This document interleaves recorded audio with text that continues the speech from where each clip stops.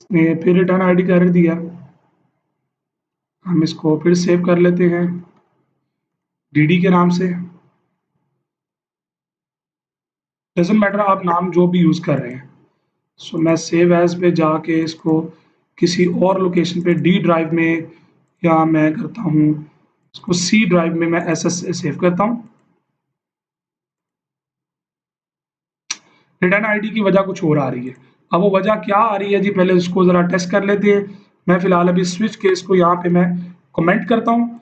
इसी तरह आपको इसी बहाने चले आपको स्किल मिल गई कि इन चीज़ों को कैसे आपने ट्रीट करना है। सो सेव एज़ डेस्कटॉप पे मैं करता हूँ इसको माइन के नाम से। मैंने प्रोग्राम को दोबारा सेव एज़ किया। सो पहले चेक करते हैं कि क्या वो ग्रेड रिसीव कर रहा है। डेफिनेटली ग्रेड वो हमसे रिसीव कर रहा है। ओके, अब इसके अंदर आते हैं, चलाते हैं। अब ये क्यों कर रहा है, ये इश्यूज क्यों आते हैं, ये रिटर्न आईडी का एरर यहाँ पे क्यों आएगा, मैं आपको बता देता हूँ। वैसे एफ देता हूँ, देखें फेल्ड इनकरेक्ट ग्रेड भी प्रिंट हुआ। ठीक है, एक बार दोबारा इसकी एग्जीक्यूशन को जरा ऑब्जर्व कीजिएगा।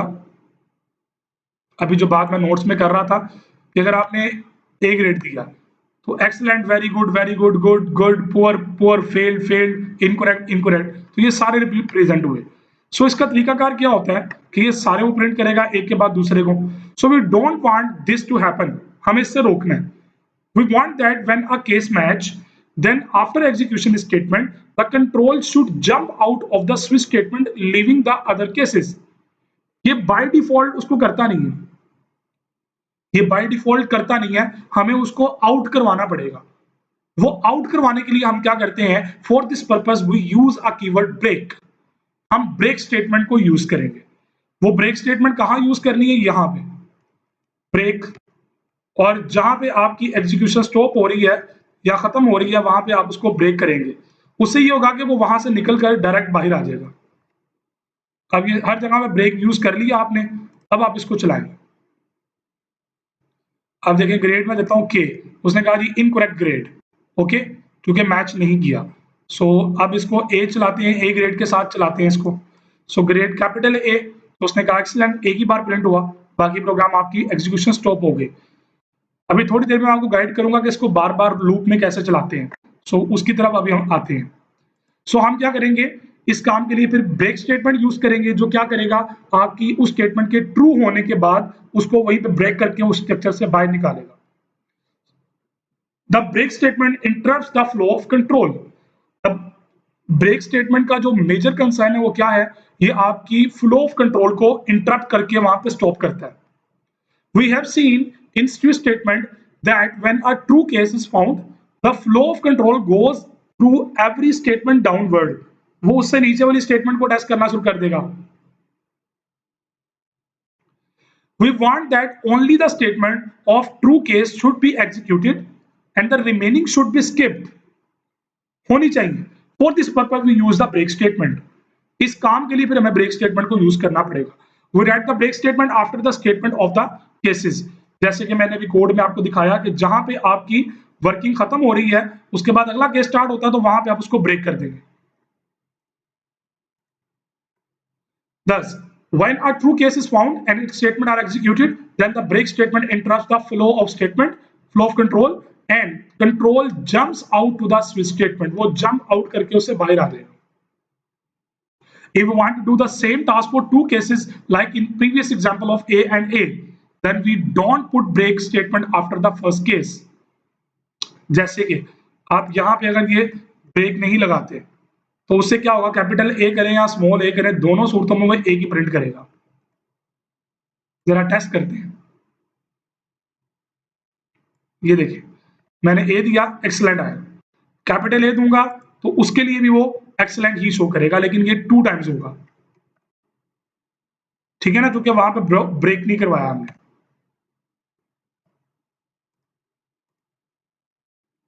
So we write the break statement after these common statements। In common statements के बाद हम जो है वो ब्रेक लगाते हैं।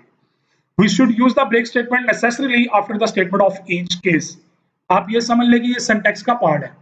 ये फर्ज है आपके लिए कि आपने यहाँ पे ब्रेक, हर केस के बाद एक ब्रेक लाजमी लगानी है। अगर आपने केसेस प्रॉपर्ली डिफाइन किए हुए हैं तो, अदरवाइज अगर आपके केसेस आपस में इंटरलिंक्ड है तो फिर आप उस हवाले से ब्रेक स्टेटमेंट को यूज करेंगे। The break statement is necessary in switch structure. Without it, the switch structure becomes illogical. वो इनकरेक्ट लॉजिक देना शुरू कर देगा, मतलब अजीबोगरीब से रिजल्ट दे देगा. As without it, all the such statements will execute after first match case is found. तो वो सारी स्टेटमेंट को करना शुरू कर देगा, लेकिन अगर ब्रेक स्टेटमेंट होगी तो वो उसको ब्रेक करके बाहर ले आएगा. The above code does nothing if the grade is other than 5 categories. मैंने भी आपको दिखाया भी है. मैं एक बार दोबारा इसकी एग्जीक्यूशन करता हूं ताकि आपको आइडिया हो. देखिए, मैं यहाँ पे L ग्रेड देता हूं या P ग्रेड देता हूं. तो देखिए उसने कहा इनकरेक्ट ग्रेड. अब आप इसको लूप के अंदर भी बार बार एग्जीक्यूट करवा सकते हैं. तो उसकी बात अभी थोड़ी देर में मैं आपको एग्जाम्पल के साथ करवाऊंगा.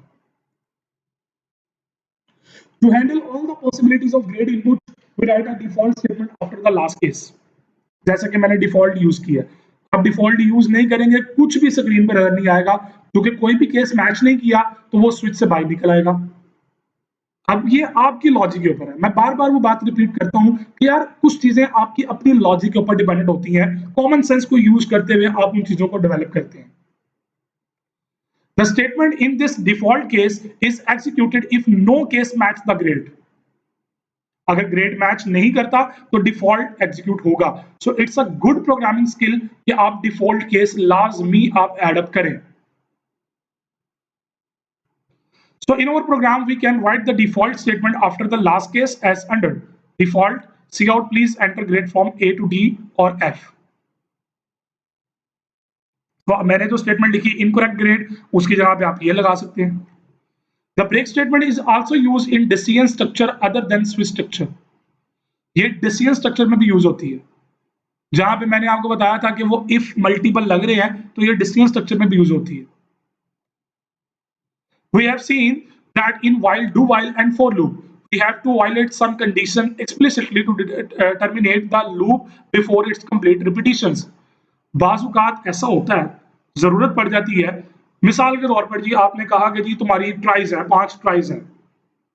अब 5 के बाद वो 6 इंक्रीमेंट पे जाने नहीं देंगे, उसको वहीं ब्रेक करवा के बाहर ले आएंगे. या बहुत सारे ऐसे केसेस होते हैं जहां पे आपको लूप को इमीडिएट स्टॉप करना पड़ता है, तो वहां पे आप ब्रेक स्टेटमेंट यूज कर सकते हैं.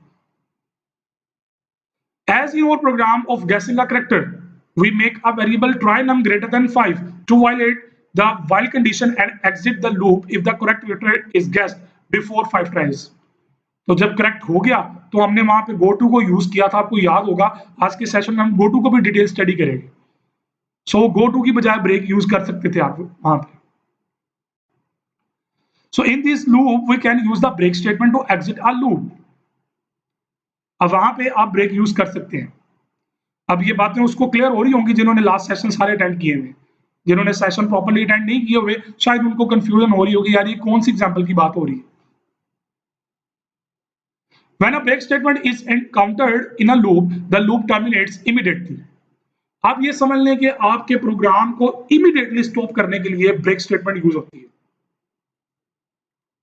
To control the exit the innermost loop if there are nested loop, the control passes to the statement after the loop. वो लूप से फौरन बाहर आ जाएगा. In the guessing character example, we want that if the character is guessed in first or second attempt, then we print the message congratulations, your guess is correct and exit the loop.